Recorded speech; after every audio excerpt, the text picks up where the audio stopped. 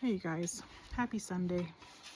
Sitting on my back deck, hydrating, taking a very much needed and very rare break. And there's something that's been on my mind, I guess, that I wanted to bring up with those of you who are planning or dreaming of leaving the country and living the blissful life out in the country with the garden and the greenhouse and the animals. I grew up on a homestead. We always had goats, we had pony, we had chickens and ducks and geese and meat rabbits and my mom managed so much, and she's no longer with us, but I have so much respect for her now. Always did, but more now that I'm doing this myself.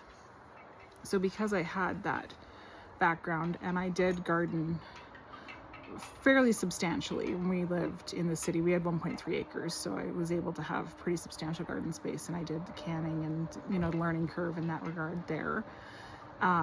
So I knew, and I had a greenhouse there as well, so I knew part of that. And so there was things that I did in order to make this transition easier. It is a very, very common thing for people to leave the city, to buy a chunk of land, fence it, whatever, buy a whole bunch of animals, whole bunch of birds, cattle, donkeys, ponies, whatever, and just dive right in. It's sink or swim, and you see this push for, you just dive in and you figure it out later. Don't do that. We knew what we were getting into, and with taking on the cattle, I have now reached my limit. That's it. I am at my limit. I told my husband that last week. I am at my limit. I know that. And because we take on things one at a time, I didn't dive in head first. I didn't buy a herd of goats thinking that I could contain them with anything less than, max security prison fencing, because they're escape artists, and so are cattle. So if you're considering doing this, do it slow. We're finishing year 4. And so you need to learn the land. You need to establish your orchard, first of all. Our orchard isn't even producing yet. Little bits, but not a ton. There's 13, 14 fruit trees there. At one point, we'll be overrun. But not yet, because they take many years to become decently productive. And I know that. So they were the first ones in. So they're kind of like a one and done for now. And then the garden was next, of course. And so getting that established and started was a big undertaking. Getting it dug out and, all that kind of stuff, that was kind of a one and done in a sense. But now it's regular maintenance, regular weeding. We caved and tilled the garden this year because the weeds have just been unmanageable. It is what it is. You have to be flexible. But, beyond that, it's been very slow in adding the other things. It takes time to establish your poultry as well. You don't want to go out and buy full-grown chickens, right? First of all, that's the most expensive way to do it. And when you're doing this all on a budget, you don't want to do that. The chicks take 6 months to go from an egg in the incubator, hatched, grown up enough to start laying their own eggs. So it's a big investment in time, and building their coop and everything was its whole other project. You cannot cheap out. You cannot do it the easy way. You must make that run secure, or a fox will wipe out your flock in a night. And a weasel will wipe out your flock in one night. And then you're starting over. So doing everything a bit at a time has been very important.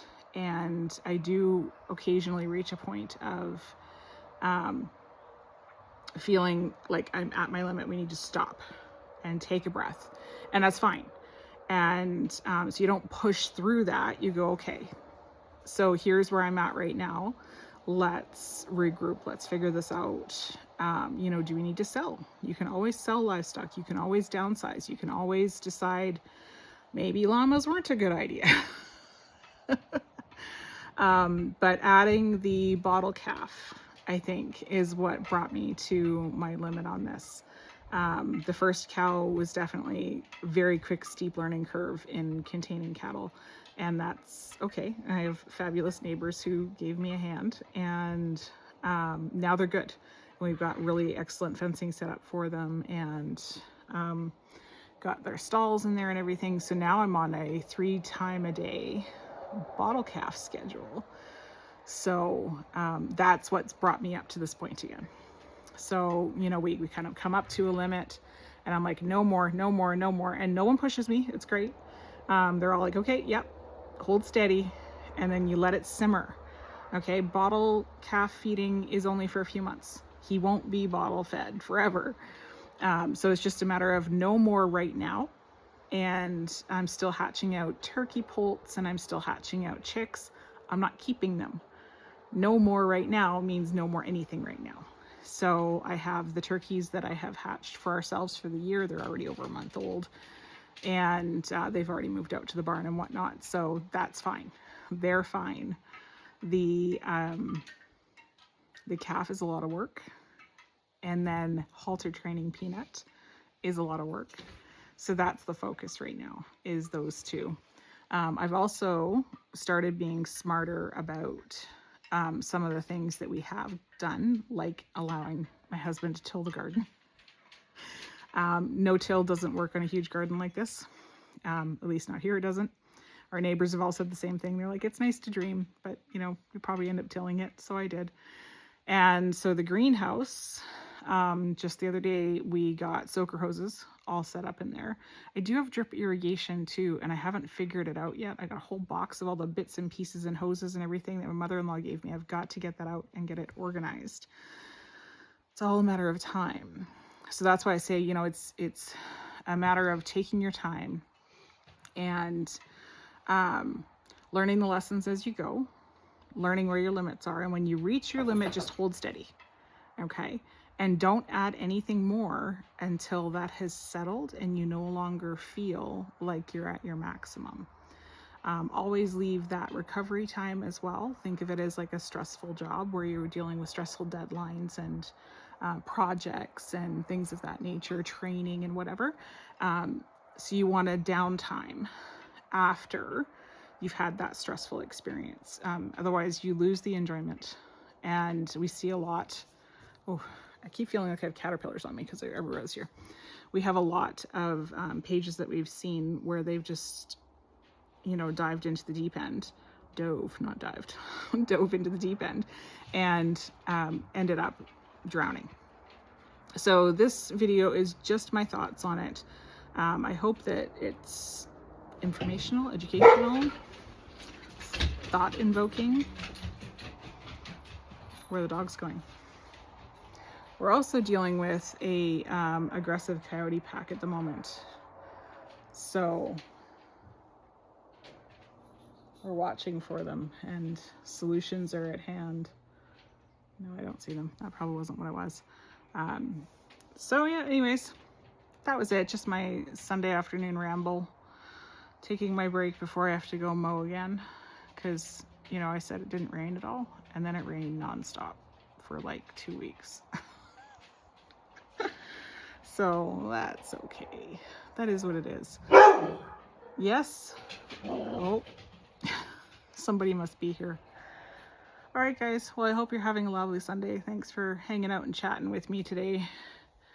See, it's all green. I have to go check my lilacs and make sure there aren't any more tent caterpillars on them because I won't allow that. I hope you have a great day. We'll talk soon.